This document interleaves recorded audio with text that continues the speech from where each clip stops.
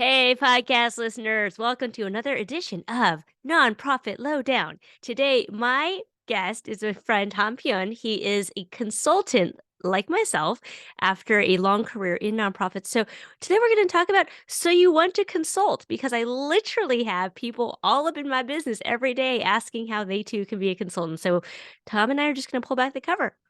Tom, welcome to the show. Thank you for having me. It's very exciting to be here. I am so It's always excited been to a have. dream of mine to be on a podcast. So Is this your first time? This is your virgin podcast? this is my virgin podcast. Yes. Oh, I'm So I'm so a excited little to be nervous. your first, Tom. We'll take it nice and easy. All right, before we jump into the ins and outs and whatnot, can you give us a little tour of your background in nonprofit and what brought you to being your own boss, which is always the dream? Yeah, I've been an independent strategy evaluation and learning consultant for foundations, actually government and nonprofits. So I consider myself pretty cross-sector and I've been doing that for about 15 years, as I said. And I've spent my entire career in the nonprofit sector and uh what brought me to being an independent are two things. One, I read a book called The 4 Hour Work Week, which is so written by someone I would have nothing in common with. It's like this cisgender white guy who's like a tech bro. But, really I thought the book was very smart. And unfortunately, I don't work 4 hours a week, but I think there were a lot of takeaways about it, about kind of taking control over your work life, which I felt I really needed. Second, I was drawn to independent consulting after, quite frankly, after some desperation. I mean, I had worked two quote unquote dream jobs, one after the other, that were really wrong for me for like so in so many ways that I only can really like pinpoint like 10 years after. But after those two jobs, I was just like, oh my gosh, these were supposed to be my dream career. This was supposed to be my dream career, and I have it, and it's made me really unhappy. And I was like, I'm going to take a break, quote unquote, because I need to make money. I need to pay rent and be an independent. I'm going to freelance and then see what happens. And see if I like it, maybe I'll stick around for a couple years. And if I don't, I'll get another job. And 15 years later, I'm still doing it because I, Tom, I guess it works for me. So oh, yeah. oh, okay, real talk here because I feel like the story I hear all of the time, and particularly from folks of color, is that they are just burnt out. And it's like this system that was not designed really for any human, but certainly not for people of color or people who are like don't fit into the mold of, heteronormative, white, straight, cisgender people. Um, we're just hella burnt out. So talk to me about, I mean, we're just going to jump right into it. And I'm a big proponent. So I'm going to put my bias out there. I'm always telling people they should start their own business. But why do you think it's important, particularly for folks of color, to think about starting their own businesses and being consultants? Yes. I think we need more people of color in every rungs of organizations, whether consultants internally, presidents slash like in office, etc. We need more people of color, just Okay. representation everywhere. Just clearing my So throat significantly. Please continue. I think it's important for people who are interested and excited about starting their own business, whether it be consulting or something else, to actually pursue it. Because a whether it's society or your own parents or your family that tells you can't do it, it's that much more important for us to pursue our own dreams and what gives us energy and what makes life worth living. And if that's your own business, then do it. Try at least try it. I mean, I come from my parents were immigrants. My mom has told me my mom worked three jobs. She worked as a night nurse and then sold real estate during the day and then ran a bunch of businesses also.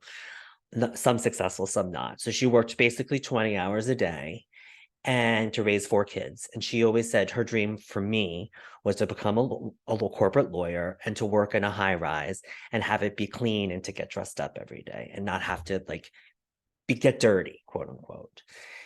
And that life would have probably killed me. So, and I'm not saying that like there's nothing wrong with that life. I think that's a wonderful life, and that's a lot of life of a lot of privilege. But because she wanted something so stable, quote unquote, and I want to debunk that consulting is less stable than a job, because I think that's utter BS. I think consulting is actually just as stable, if not more stable than a job, and I can talk about that later. But because she wanted that so much from me, it's to either work in the government or work at a law firm or whatever. It was really hard for me to kind of do what I really wanted to do, because I felt this pressure. She worked really hard for me. She's unfortunately passed now, but that I felt I needed to kind of pursue that dream for her, and then I realized that was my dream, and I'm doing my own thing, and it's worked out. Yeah, it's So yeah, well, go I was on. gonna say Sorry, it was so I can funny. just No, I mean, listen, we're free flowing here, but being both of from an Asian background, I think I can really understand. But like the great irony is, our generation are have really been encouraged slash pressured by our family to enter into like the professional world, and yet the great irony is the way that most Asians in this country have been successful is through entrepreneurship, is through small businesses, right? So it's kind of funny that they're pushing us in this other way, which I guess is the view that it's more stable or, less uh laborsome or whatever. But yeah, I don't know. I didn't really have a question there other than to say, like, me too. And I think a lot, and when it's your family or society tells you shouldn't be on your own, like trying to pursue what really gives, brings fire to your belly or whatnot. But and I think that the parental stuff, excuse me, the parental stuff comes from a good place. It's like they don't want my parents to didn't want me to fail. They didn't want me to feel pain. They didn't want me to have inconsistency of income, etc.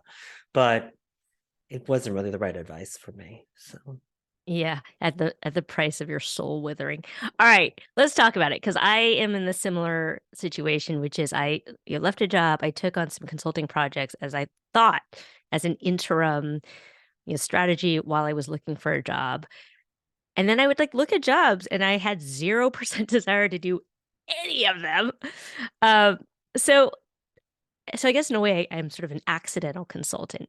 Tell me a little bit about some of the fears that you had when starting your own business, because you and I could probably go on forever, but for me it was the money stuff, right? Like I had this thought about, I'm gonna be in a cardboard box by the river with a dozen cats. I don't even own cats. Like I had this whole narrative, but but then, to your point, I was like, okay, worst case scenario, I try this and it doesn't work.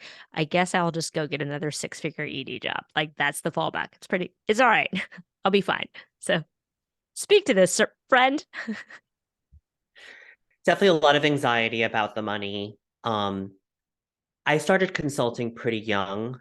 I mean, my career, I think I'm 45 now, and I was 31 when I started consulting. And I was worried about also insurance, health insurance, and that was the year after Obamacare, I think, was started and launched. So it was the first time I could buy health insurance off the exchange. And I have asthma and I have some other pre-existing conditions, and you couldn't get independent health insurance without even if you were willing to pay exorbitant prices. So thank you, Barack Obama. Thank you, that administration, for creating an opportunity for budding entrepreneurs to kind of pursue what they want to do with health insurance, right? So health insurance was a big issue, definitely the money piece.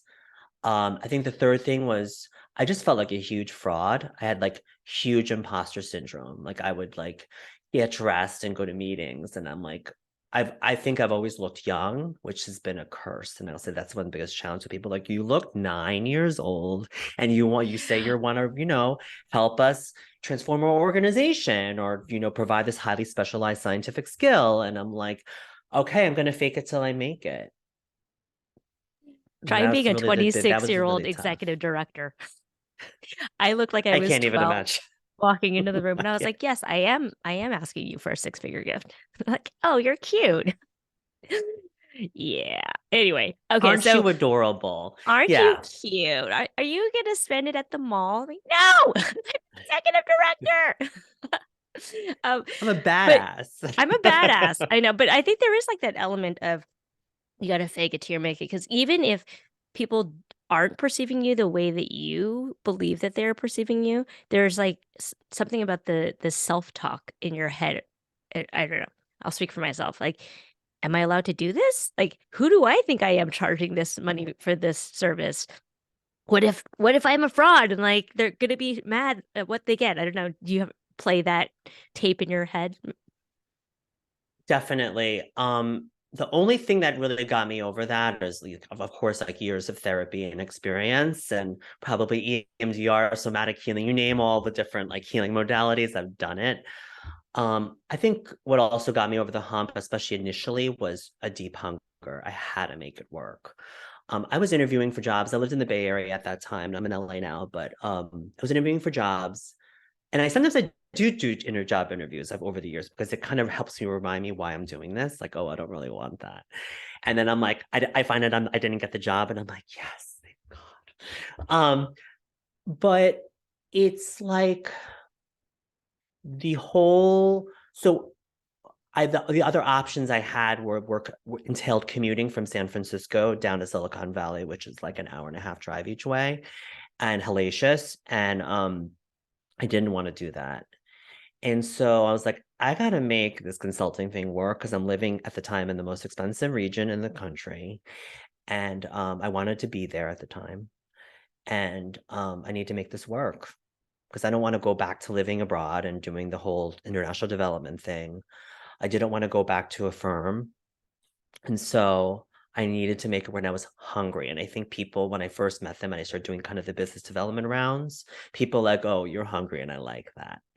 And it just sort of got me over that hump of, oh my God, what am I doing? I don't know what I'm doing. I'm a mess, and I don't feel that way at all anymore. I feel like I totally know what I'm doing. I know exactly what I need to do on these projects, etc. Of course, I need to learn, and I need to I need to have humility, of course, and an open mind and a growth mindset, etc. But I mean, the hunger really kind of helped me power through at least the first 2, 3 years of my practice.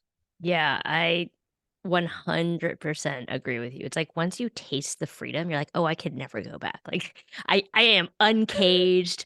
At this point, I am totally unemployable. Like, I cannot have a boss or a board or anyone telling me what to do, and I think I don't know. It's like tasted liberation. Exactly. And I do have clients tell me what to do, right? And I do get told what to do, but it's different. I choose to listen and I choose to take orders, right? Sometimes. And it's different. Yeah, I do professional services, so I need to, cater to people's needs, but I choose that. And I do it on my own terms and I do yeah, it with exactly. love, and it's Mhm. different. It's different than feeling trapped. And this gets down to one of my earlier points, which is that jobs can lay you off at any time. I see it all the time as a consultant. They bring me in because they've laid off a bunch of people, or and it's not like they're even having financial problems. They just want to have a friend. There's lots of reasons why nonprofits or organizations or companies lay people off, whether to raise stock price, etc. It can happen anything. With a contract, it's actually much harder. So if I have a 1 year contract, they're not going to lay me off during the contract, most likely, because they have deliverables they have to meet for funders, etc. And so, or it's just easier to let you go at the end of your contract. And then you can plan for that. It's not like you wake up one day and you have a job and the next day you don't because of mass layoffs, right? Yeah. So I think and then you have a couple of streams of income. So you have that stability, you have those ebbs and flows, but it's not like you're gone from a salary to zero or just unemployment. So I just want to debunk that misconception that took me a long time to sort of um, to learn.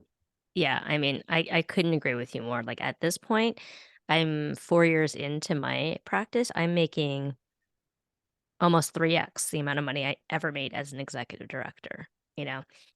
Is the truth is it doesn't come in as regularly, right? Like, I don't get a paycheck every 2 weeks like I used to, but I know that when I put in the work, I'm reaping the benefits. Like, maybe I have some control issues. Okay, yes, I definitely have control issues, but I like having control over my time and my income and knowing, especially in the nonprofit world, the amount of work you do does not necessarily correlate to your compensation. Yes. And I'm done with that. If I work more, I want more money to come in. Like that's just how it should be. Okay. So, let's talk about if you're listening to this podcast and you're currently working a full-time job and you're like, I maybe this consulting thing or owning my own business thing might be for me or it might not be for me. So, in your opinion, who would be best suited to pursue this versus people who maybe are not would not be the best fit? If you're shy, I think it'd be very hard to do this job. I don't think either of us are shy. I think whether or not we're introvert or extrovert, we're outgoing, or we can turn it on when we need to. I'm definitely becoming more of an introvert. I love to be alone in my house in Santa Monica Beachwear. But and I joke. I'm like I'm like close to being a hermit. I'm like reclusive. But I agree. I there is like an outgoing, like you have to be willing to like talk to people. Sorry, please continue. you have to be okay talking to people, reaching out to people, cold calling sometimes, and cold emailing, asking for favors, etc. So if you're incredibly shy, I think it's hard. I think too, if you want to do the minimum, this is not the career for you. The way you build a career is doing multiple gigs, which is not the minimum. 4 jobs is definitely 4 part-time jobs is more than 1 full-time job. It's true. Even if the hours supposedly add up, it's not. So if you want to do the minimum, if you want to skate by, I think if you're a single parent, this can be pretty stressful. If you're like a single mother with 3 kids, you can do it. I know people who do it, who are single moms with 3 kids. Maybe they did it 3 or 4 years into it, and I think that could be really stressful. Yeah, I mean that's off the top of my head. But can we just get back to the control stuff? Because I had one client who um, insisted on putting things on my calendar, like sharing my calendar, Oh, and then no, never no, no. doing that again. I can't No, have no, people no. putting things on my calendar No, no, for no, no. me unless I Okay, ask wait. them to. I want to talk about this for a second because I've been thinking a lot about time. Um, have you heard of the book 4,000 Weeks? It No, it's but kind of you mentioned it on our pre-call, so I'd love to hear oh, about this okay. more.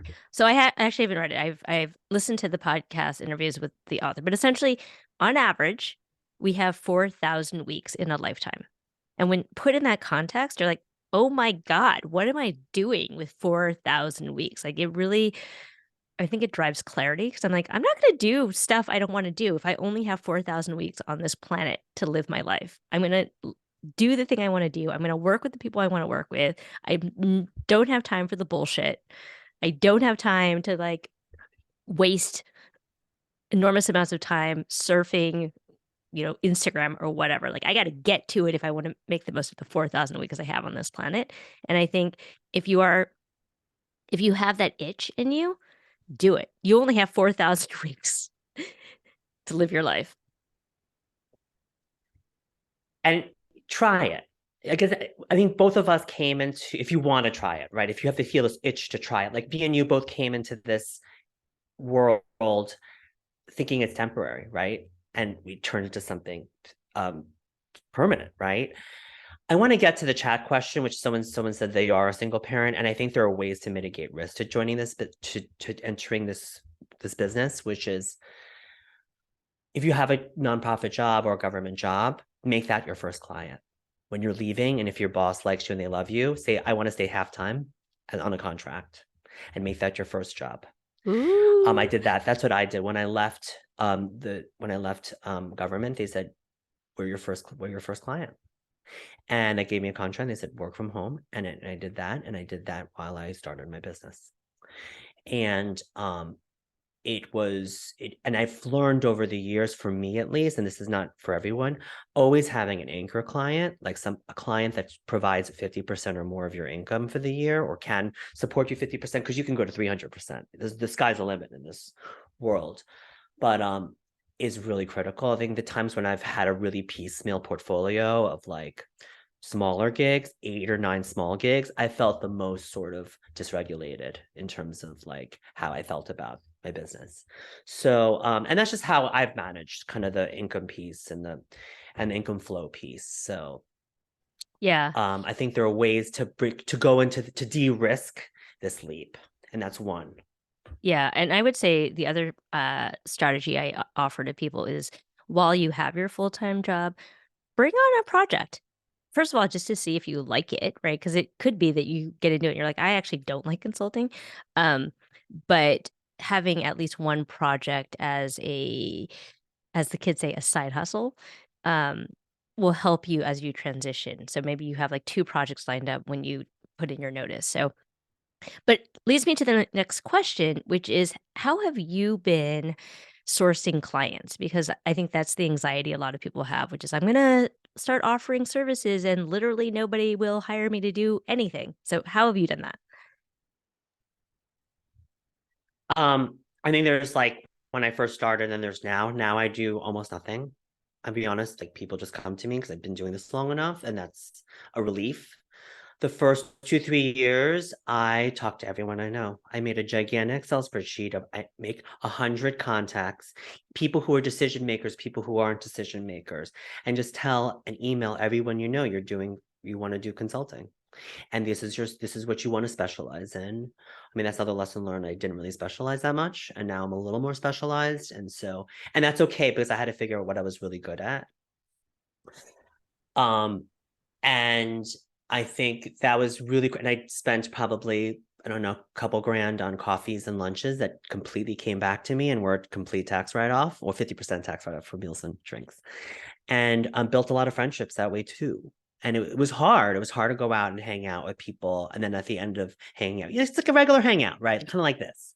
And then you're like, oh yeah, I'm consulting. Having people like, you're crazy, but I do know 2 people I think you should talk to, but I think you're crazy. And then people actually admire that kind of gusto and that moxie to go out on your own, and people will support you, hopefully. Some people don't support you, but talking to 100 people your first year or two is going to be critical. Yeah, and that's such a good point too, because I think a lot of people think that they have to know exactly what they're going to do out of the gate, and the truth is it iterates over time. So when I came out of the gate, I took on projects I would never take on today just because I didn't know what I liked. I was like, all right, you like take on projects just to get money in the door. And then over time you figure out like these are the kinds of things I like. These I'm never going to do that again. These are the kind of clients I like. I'm never going to work with that kind of person again. And you iterate your way into it. Um, and then the other piece that I just want to lift up here is people respond to value, right? So if you go into the space, very similar to fundraising, the space not like I need to get clients, but more like what problem can I help people solve? It it's a different vibe, right? Because you're really in the space of like, how do I add value? How do I help solve problems? And by the way, get paid to help you solve a problem. Totally. And I'll just layer that for me on that for me. I look less at the permutations. I think for a while as a consultant, I really wanted to have me be the sole contractor, the sole consultant, and I wanted to have the clients engage with me directly, and then I could pick and choose subcontractors, etc. And that hasn't been the case. That always hasn't been also hasn't been always the best thing for me.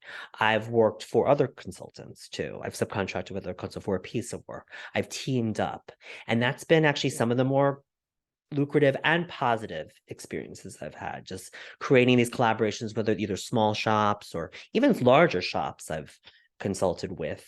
I've joined their consulting team.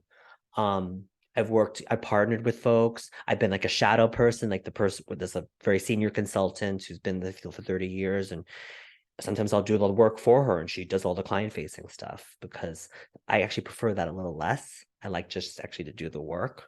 And it's also more remote and I love being location independent and etc. So and then also I've recently worked with an agency, like a very high-end consulting agency, and they've brought me on and they pay me a salary every 2 weeks. So it's like thinking about the tax implications or like the kind of the permutations of how you work. I think being flexible about it has been really helpful for me in terms of just trying new things, learning new things, and also building those relationships that help create a network that you can sustain a long-term business. Yeah, and I think you make such a good point because I think people who are nervous about trying this create all sorts of obstacles. Like, well, it's going to be very complicated to pay taxes or healthcare or like whatever. Like you conjure up these reasons not to. So I just want to point out like it's all figure outable. Like you can hire a consultant to figure this out. You can hire a bookkeeper. You can I mean, these are all figure outable problems.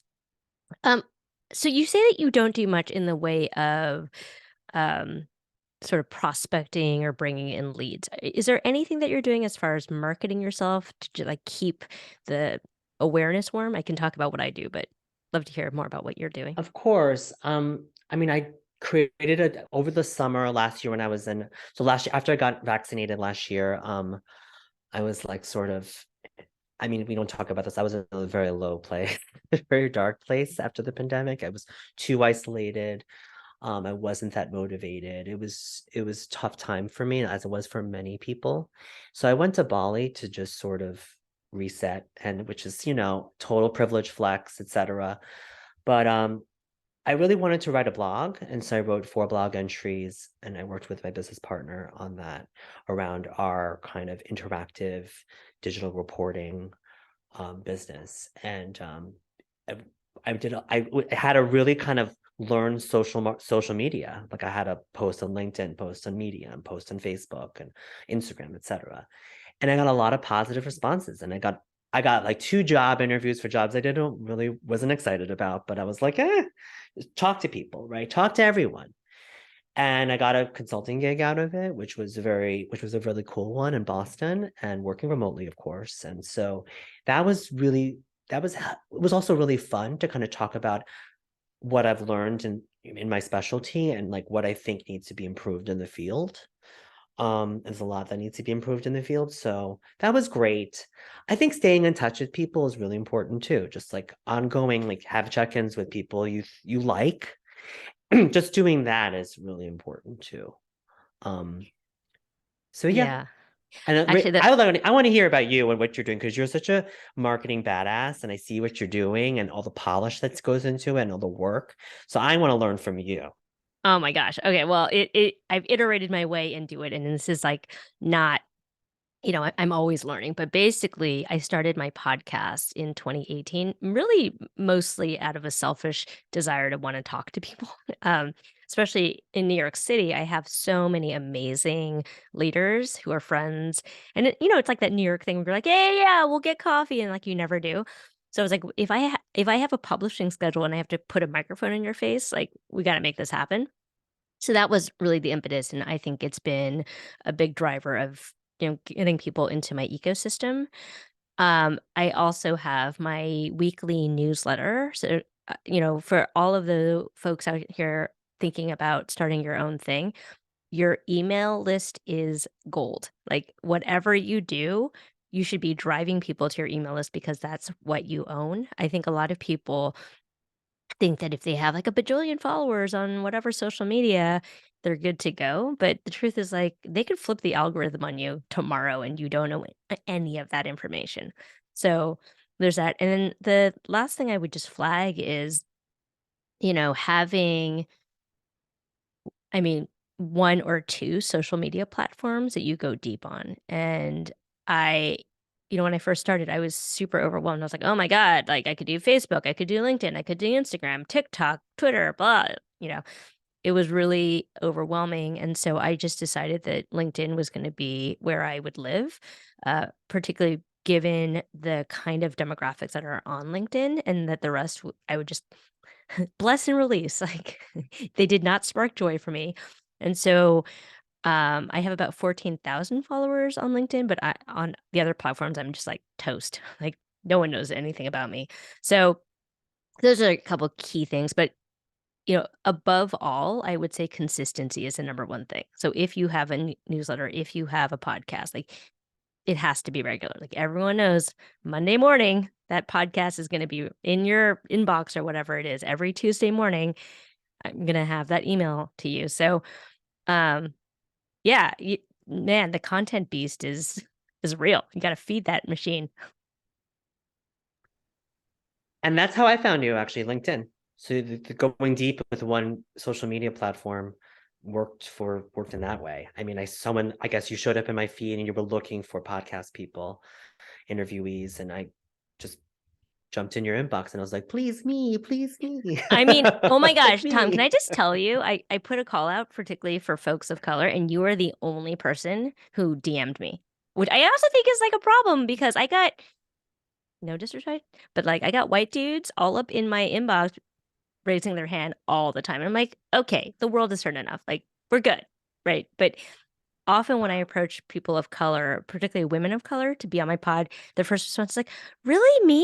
I don't know. Do I have something to say? I'm like, really? Because I get a bunch of white guys out here who feel like they have all the things to say. So I just want to lay that out there for my folks of color listening. Like, you should be pitching yourselves as much as possible. It gets down to like the imposter syndrome and like the message of society and sometimes our own families and um we've internalized these messages in many ways, and it's really unfortunate. We need to actively work against that, to like Yeah, put ourselves out there, and it's not easy, but we no. can do it, and you've done it and I'm doing it, um and it's also a lot of internal work. I feel like what's made my business better is a lot of the internal spiritual, emotional, and mental health work I've done on myself. I've really leaned into, especially because of the pandemic, because it was Yeah. so hard, So, um, yeah, I mean, I love that. I love those lessons learned in terms of your social media work, and I'm gonna think about it and see what I can do. Yeah, well, I'm 'Cause it's happy to chat with you about it. Actually, I'm just starting to read a book. It's called The High Five something, but it's written by this woman who, is like a motivational speaker, and she was talking about how like she would look in the mirror every morning and be like, "Oh, I look old, my bags, like da da da," and then she's like, "Why am I doing this to myself?" And so instead, she high fives herself every morning in the mirror, and I was like, "Yeah, I think we should all high five ourselves every morning in the mirror, like, go you." Right? We need to be our own cheerleaders because we're so good at doing it for other people, but we tear ourselves down so yeah, much. I'm not into totally. that anymore. I have my mantras too. I have my mantras too, and I'm like, oh my god, there was like this comedian on Saturday Night Live, Stuart Smalley. That's this comedy skit called with I Stuart Smalley. I'm good enough, smart yeah, enough, and people like I me, and people and used to laugh people, at that. gosh darn it, people like me. Exactly. And now I have my own mantra every morning. I say to myself, and just give me that give to ensure that I do self love, Oh my so I God. can like bring light love to clients, to the people in my life, and because it's hard, the world's gonna tear you down. Oh my gosh, Tom, I was thinking about this. I was like, I feel like for the longest, I was in an abusive relationship with myself.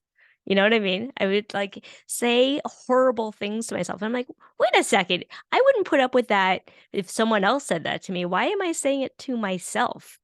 Anyway, that's a whole other topic for Very another true. day. Well, we should have it on another podcast. Let's talk about pricing. I want to talk about pricing for a second. So I Yeah. know that pricing is a big topic that a lot of folks think about. I call it the Chad tax. So what I have done and have counseled people to do, particularly folks of color, is when they think about putting an amount down for the scope of work, like put down the amount that you think, right? And then triple it and then send it in. I call it the Chad tax. Like, what would Chad do? Chad, the nameless, like cocky white dude would be like, of course I'm worth it. And I think as folks of color, to your point, we tend to underprice and we tend to undervalue our labor. But how do you think about pricing? Okay. I agree 150%. I'll tell you where a story. When I first started, a few people told me, "What are you making now?" and cut it in half and divide by 1,000 and make that your hourly. So if, at the time, let's just say I was making $80,000 a year when I started consulting 15 years ago, then you charge $40 an hour because it's half. And then so I was charging like $50 an hour the first two consulting What? projects. Stop it. No, it's true. I do not charge that anymore. But I was getting turned down for consulting gigs from kind of the big institutions because they're like, if you're charging $50 an hour, you are not at the level that we need to kind of execute on this project. So it ended up being a deterrent to like the clients I wanted to bring into my portfolio. And then I started being on, this is the great thing about working with teams and working with other senior consultants who you trust, is that I would see their proposals and I was like, oh my God, at the time they're charging 250. And I was like, and I'm doing all the work. And they're billing me out at such and such. And then the beautiful thing about partnering with them, they don't take overhead. Usually they give you exactly what it's scoped out. So there's trust. If you work for a firm, that isn't the case. There's lots of different overheads that they're billing you out. They're taking that when they're billing you out. But I think I started to learn, oh, this is what other people are charging. And I'm doing a lot of the work. And I was seeing a lot of people doing terrible work and charging 6, 7 times what I was charging at $50 an hour. And I was like, wait a second Hold here. on. I need to think Math. about this. And then, a lot of consultants that was meeting other consultants is actually it's been the hugest benefit. They're not competition, they're collaborators. It's not competition. There's always collaboration. I think you should really think about that. And that's how at least my sector works. Is they're like, Tom, you're paying for your own insurance for health. A lot of times you have to get business insurance to make sure that if you like basically die, that they get their money back, the client gets their money, because you can't finish the project. So it's called like E&O, I think, or E&I, I forgot the name of it, but you have to buy that. You have to, pay your own retirement, you have to pay for, all these things you need to pay that needs to be kind of bundled into your hourly, right? And then on top of it, I work really friggin' fast. I don't dilly-daddle. I like get my stuff done. So that has to be baked into the hourly as well. So 3 or 4 times, that sounds exactly right. So wait, I'm just trying to clarify this too. I do not do hourly. I don't think you should do hourly unless you want to be poor. I only charge by project, and $1 Million Consultant by Alan Dibb changed my life. I think it's Alan Dibb. Anyway, he talks about value pricing. So the way that I counsel people is scope out the value of the project that you're doing for the client, right? And then whatever that value is, charge 10 to 1. So let's say you're doing a HR retention project, and you can calculate that based on your work, they are able to save $300,000 in employee retention. I don't know, I'm making stuff up. Well, then your rate should be 10 to 1 of what the value is for the organization. Does that make sense to you? I agree 100%. Unfortunately, a lot of like kind of the older institutions that I work with, they still want an hourly scope. So I just, I do it. And then they're like, oh my God, you charge what? And I'm like, I'm badass. I don't say it like that, but I'm like, I'm worth it. Don't Yeah. worry. I worked with all these other big institutions. They thought my work was exceptional. And if you want a sure thing, you pay that. Oh my gosh, I And love that. so, and it's like, so I agree. I do prefer to be to paid for just the scope of work or a retainer, but it's not every institution like adheres to that. So you kind of have to be flex. As I said before, being flex, but make it Yeah. work for yourself. You know what I Yeah. mean? Be flexible, but also make it work for you. So I always think about that triumvirate. You can have good, fast, or cheap. Pick two, right? And so as a consultant, you have to decide like where are you going to live? Are you going to live in like the good and fast? That means you ain't going to be cheap, or you're going to be good and cheap. That means you're not going to be fast, et cetera, et cetera. But folks listening, you should always live in the good and fast quadrants.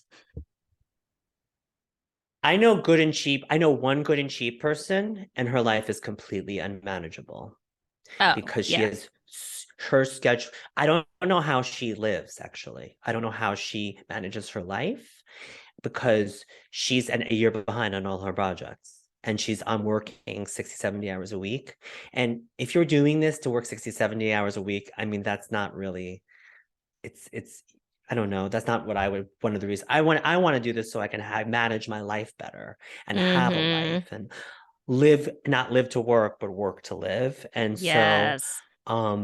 so in the good and cheap, it works in that this person has a very thriving, busy practice. But I rather work 20 hours a week and make great money and really just have fewer clients and work less. Yes. And so I Yeah, can yeah, do yeah. other things that really feed me and feed my soul and gives me space to pursue things I want to pursue.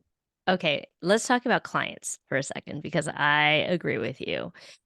So, I think we can all agree that not every client is fun to work with, and I'm wondering how you have been able to suss out the folks that you really wanna work with versus the people you don't want to work with. Like, do you have a discovery process that you go through? Like, because I think at the beginning when you're starting out, like, you do take on whoever kinda comes to the door just to get that motor going. But given the fact that you've been in the business as long as you have, given the fact that I've been doing this for 4 years, I can kinda tell when someone may not be someone I wanna work with. So what does that look like for you?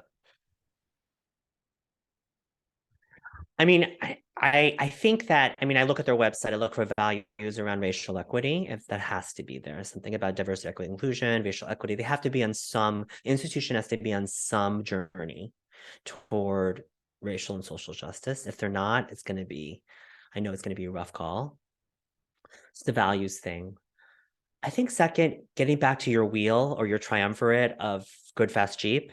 If money, if the cost of if my cost of my services are like one of the first or second things they're bringing up and they're already complaining about on the first or second call, it's not going to work. And I'm like, I'll recommend someone else who's cheap, but they're probably not available.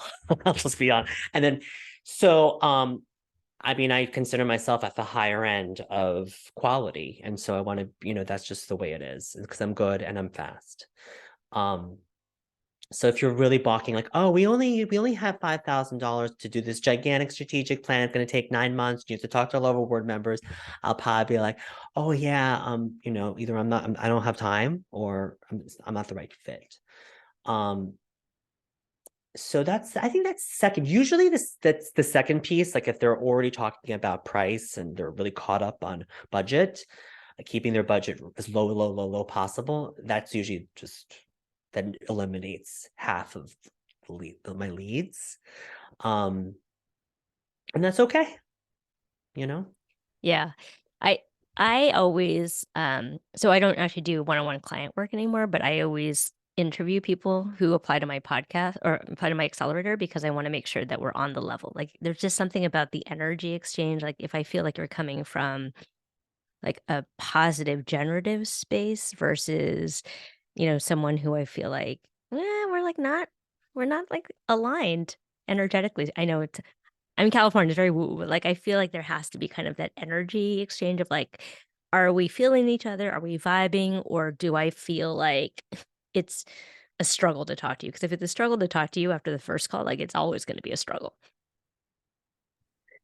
Exactly. I mean, it's definitely an energy thing, like thinking the person's coming from like a little bit of a more of a growth mindset. I mean, I know that's such a jargon, overused word, but um also if I work with a lot of clients who are of color, and if they're not of color, if they are white, that's great.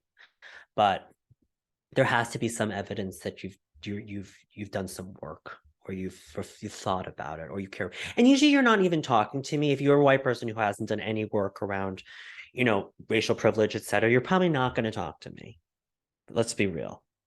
So, I mean, there is a little bit of a self-selection if you look at my website, etc., about who's going to want to work with me, and so, and I always recommend the more specialized you are, probably the more successful you'll be. I like keeping it a little open because I like kind of the surprise content areas. Sometimes, like, oh my God, this is something I've never thought about doing, and I kind of want to learn more about this.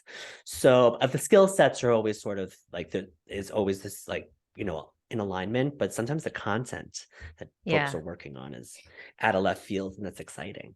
Yeah, no, say that again. I feel like this cannot be said enough. The riches are in the niches, right? If if you're trying to dominate a space and you're a generalist, like, it's very hard, which is why you have to niche down to own one specific thing, which is why I focused on major gift fundraising. Like, I'm not gonna talk about, like, proposals and foundation and annual appeal and event, like, I'm not doing any of that, but if you wanna come talk to me about major gift fundraising, I'm the girl. That's awesome. And becoming that around strategy evaluation and kind of narrative story based um, versions of that work, like being very narrative oriented, being very story based. I'm a creative writer also, so kind of bringing writing, storytelling, narrative, and merging that with strategy learning and strategy, organizational learning, and evaluation. Because a lot of people write 250-page reports that are so deeply boring and say nothing, right? Oh my So God. how do you build a story into that? Do not get me started on that. I was reading some strategic plans. I was like, I hope you did not pay money for this. Yeah. Oh, you did? Oh, I'm sorry. All right. Uh, Yeah. Karina has a question. Karina, do you want to jump in here and ask your question, and then we'll wrap up? Hey. Hi, Clarina. Hi there.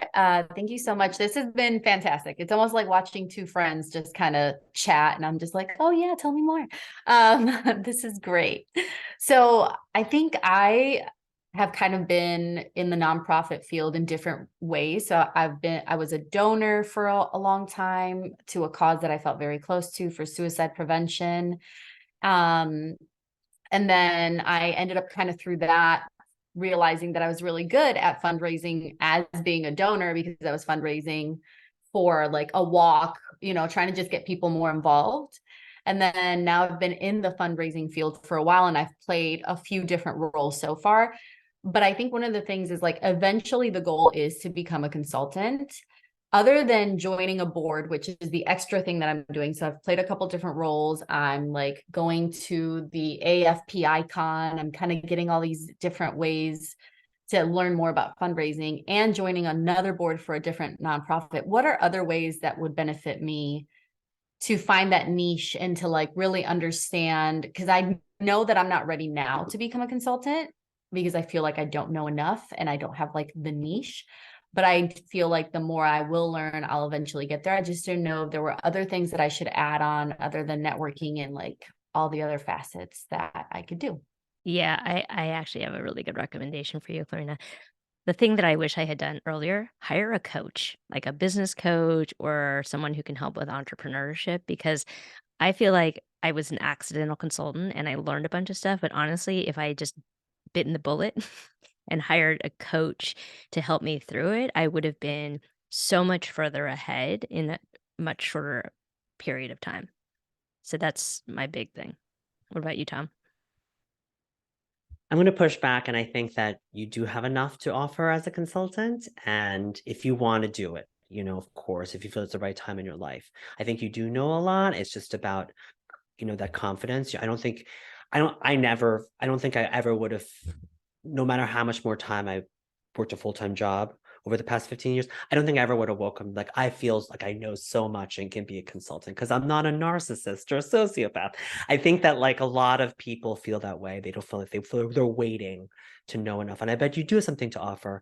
And that said, it's you have to be a little bit willing to fail, to try things that are a little bit outside your wheelhouse, and then you'll learn, you'll hustle, if you'll work, if you're willing to do more than the minimum, you're willing to work hard, you'll do your best. And it might be a home run, it might be a C plus, it might be a B minus, and you'll learn from that. So it's kind of like it's less about getting your feet wet. I think it's more about jumping in when it's the right time for you, and then learning as you go. Of course, if something seems completely out of my wheelhouse, I know now I'm gonna say no to that because that's just I can feel it in my bones. This is not gonna work. I don't know how to do that. However, or that's not a good value proposition. I mean, I had one project, a potential client say they wanted me to create a translation call center for the Affordable Care Act. I was like, I know nothing about that, and I know I can't do that for $50,000. So I'm gonna have to take a pass.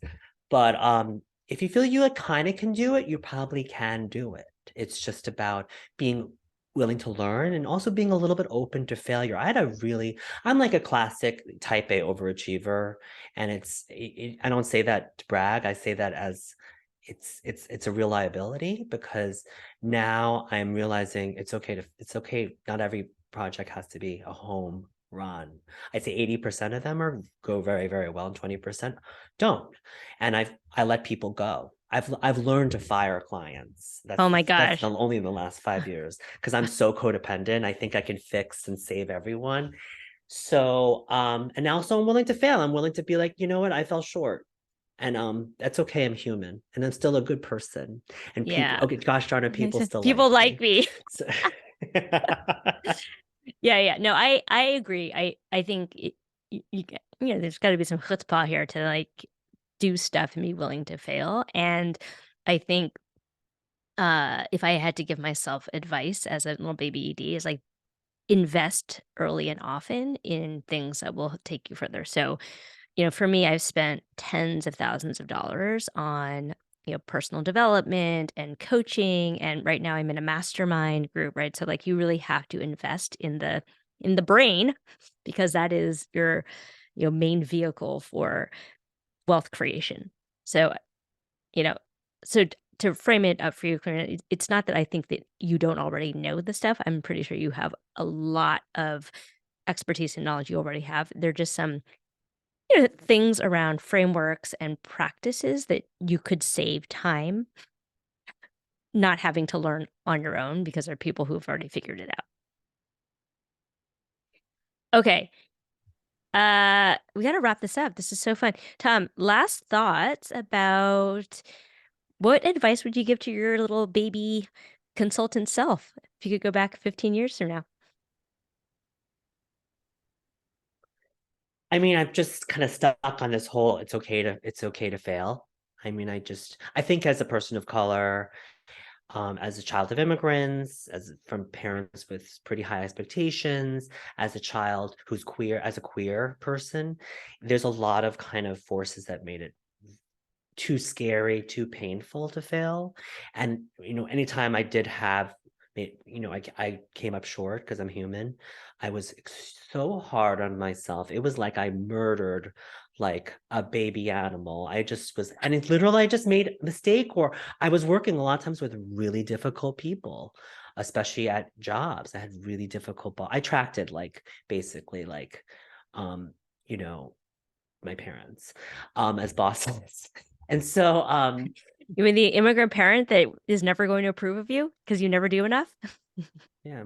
Yeah. And I recreated it, right? Yeah, right. Not always, but I did get some really nurturing, supportive bosses too. But so hard on myself, and just not to be as hard on myself. I think second is that like your worth. I mean, I don't think I knew my worth. I had a really hard time like leaning into what I was worth, and now I know. 15 years of this, I'm worth a lot and I can do a lot, and I've proven myself. I'm tired of proving myself because I've proved myself. So yeah, I think that's like the two, and the two things I wish I could have told my baby consultant self. This has been so fun. We have to have you back on the pod so we can talk about all the other things that we didn't get to talk about. But I'm going to make sure to put your LinkedIn and your website in the show notes for folks who want to get in touch with you. Because if you're listening to this podcast and you want to hire Tom, get in on it because he is good and he is fast, but he is not cheap. And his dance card is full, people. Yeah. Thanks, Tom. This was awesome. I really enjoyed Yeah. this, and I think you're a badass. I think And you're a badass. um Thank you so much. and I know we're both kind of location independent, so I hope our locations like matricize and we can finally meet I up would in love person. that. I would love that. Well, Yeah. I'm in Ojai right now, so if you want to come up from LA, we can hang. God, I do want to go to Ojai. I do. It sounds Come beautiful. hang. We'll go on a hike. Yes. Oh, I All love it. I right. love it. Have a good weekend, everyone. Thanks so much. Thank you.